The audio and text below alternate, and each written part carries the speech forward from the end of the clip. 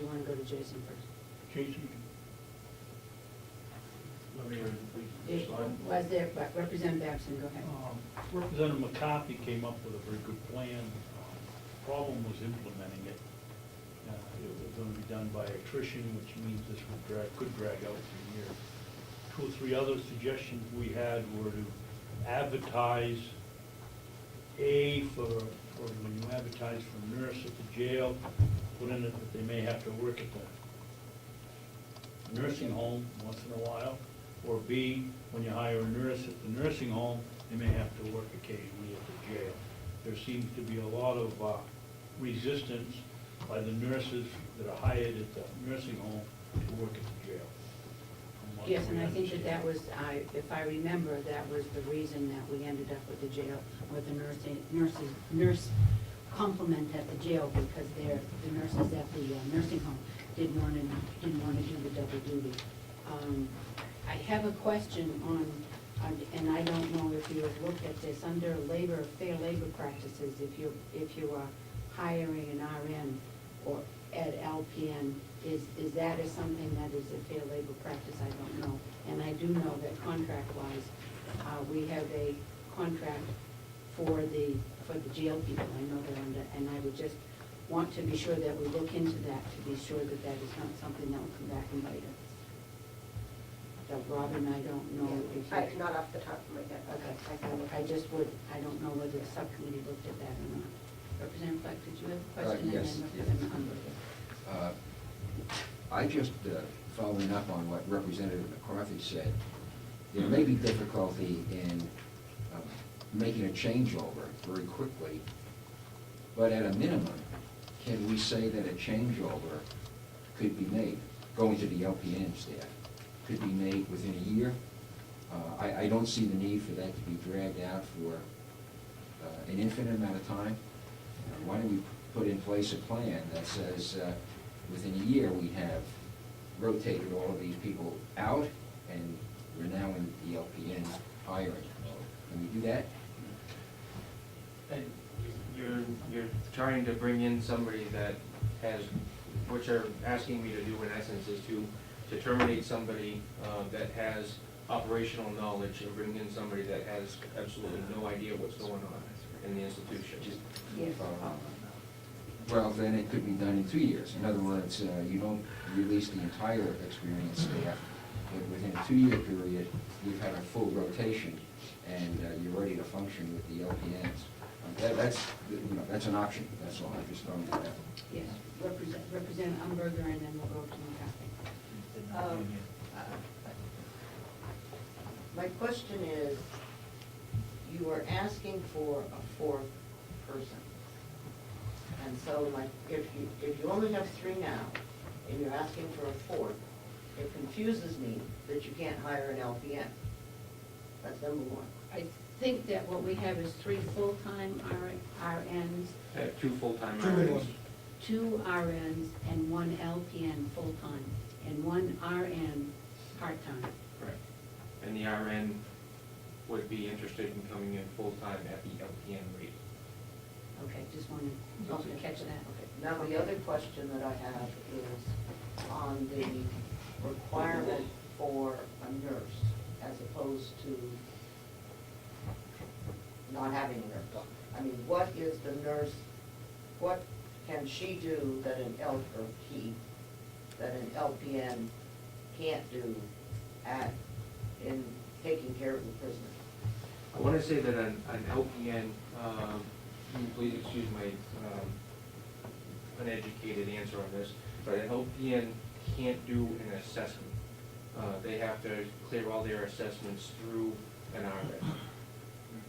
I believe that's how that, and I have to research the Board of Nursing to get their actual license requirements. Jason, can I help you? Yes. All initial assessments have to be done by an RN or an LPN, but then they have to be co-signed by the RN, so the issue is oversight. Again, an LPN can't work independently. There has to be some supervision by an RN. And then I do believe during the last course of the year, and I think the Director of Nurses helped out when you had an inmate requiring IVs, IV therapy. Again, it can't be done by an LPN, it would have to be done by an RN. So those are the three. One scenario is the assessment, an RN has to be involved. The oversight of an LPN, they can't work independently, and then the third is the IVs. Wait a minute, Sandy, before you sit down, do you have any indication from the, from your staff at the nursing home that there is still pushback on covering at the jail? Yes, I do. I mean, I have not asked. The problem right now is that we're at our census is 103. We're squeaking by with the licensed staff we have, meaning an LPN RN ratio, and so we don't have any surplus of staff. Okay. That's where that is. Representative McCarthy. And wait a minute, Representative Umberger, are you through? Okay, Representative McCarthy. I think the plan that we came up with would keep the senior RN and designate the senior RN as the head nurse, and she would supervise the remaining 3 LPNs. So there would be 1 RN maintained. We weren't sure about that because nobody could come up and say it's required by law or whatever. Most of it was just afraid of a lawsuit, but I don't know exactly what's required by law, and nobody else could tell me. But right now, if you take the figures that are in the budget, including a mental health person, it's costing the county, with salaries and benefits and everything else, in excess of $400,000 at the jail for nurses and mental health person and that sort of thing. Okay, Representative Babson, Knox, McConkey, and Treganza. Madam Chairman, if we're through temporarily with the nursing problem, we also have the issue, well, I have it on my old sheet here of page 15, I don't know what it is. Wait a minute, Representative Babson, let me ask a question. Representative Knox, McCarthy, and Treganza, do you want to still talk about the nursing? We're not ready to move off yet, so Representative Knox, go ahead, and then we'll go to McConkey and Treganza. Well, I'd like to explore that mental health aspect of it. Apparently no dollars were used in the past year, and 3,000 only as opposed to, I guess, 23 some. Wait a minute, we are in, if you look at line number 027 now, is what you just switched to on the mental health. Okay, looking at the wrong line. I think it's 027, that's what it went from 23,000 to 3,000, is that what you're talking Yeah. about? Yes. Excuse me, Madam Chairman? I'm with you, I'm in the wrong place. Sorry. Okay. But can I just follow up? Just see if I can find where you are. Well, other than being in the wrong line, the mental health salary, I just wondered, I assume that's a big issue in maintaining the jail, not generically spoken, and that I wouldn't want to see a lot of reduction in that, and I guess that's not happening. Is that correct? Okay, right now at the moment, let's go from mental health, let's go to the nursing and the both of these, and we'll come back. So we're not, I think that really what we're on is the nursing salaries and that issue at 008. Okay, Representative McConkey. Thank you, Madam Chairman. I'd like to explore and perhaps subcommittee's already done this. We're looking at four nurses, I'm assuming salaried here, or they're working in the neighborhood of 40 hours a week. And I heard some statement here that there was some overlap in time there. Are the duties, I guess the duty of the nurses, if I remember our history a few years back, we were spending way too much money transporting prisoners and getting them there and finding out that it wasn't something serious.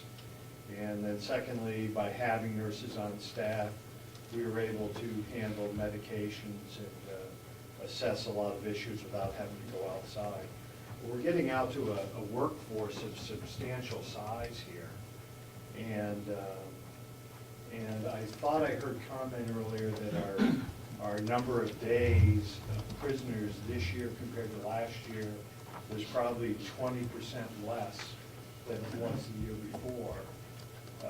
Do we really have enough work? And I come from a family of nurses, so I'm not speaking out here. Do we really have enough work, or are we projecting out that we're going to go back to a much larger size of inmate population? And do we get to a point that we have too much staff sitting here, that maybe we should be, the suggestion of LPNs being used a little more, or possibly going back to part of the practice that we did before on what happened to be lesser hours of leave and having to go to transport then? Are we still saving with all these people adding? Yes, Representative Axel, you have the answer to that. I believe the subcommittee heard, there could be problems with the nurse license, there could be problems with liability, there could be, these people are working on paperwork they have to fill out. Frankly, I came down on the side, I just can't believe that 2003, 2004, when I supported one nurse over there because we were paying $500, and Representative McConkey's right, $500,000. A lot of it was transportation to Huggins, that here we are 5 or 6 years later, and they got 3 people and they want a 4th and a part-timer. This is why we couldn't come to a conclusion as a committee, and so we had to bring it to you people to come up with what you want for a recommendation. Because Jason, the question that I hear from Representative McConkey is, how are the transports now going to and from Huggins usually when it was? Is that up, is that what we're saving with having our RNs and LPNs there? We're able to defer a lot of the costs when medical staff is there, but we do a lot of transports, unfortunately, at night when the medical staff isn't there. We deal with people that come in all hours of the day. People come in intoxicated throughout the night, and before we even accept them, or even after we do accept them, they have to go to the hospital. That's what we do. We ship them out to the hospital and have people in-house to deal with it.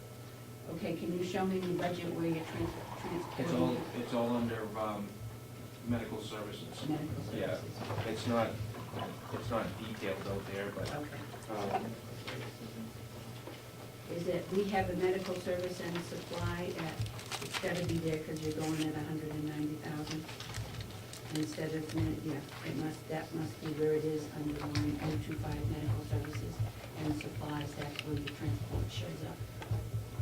Would you check that, because that's hard to ask that question.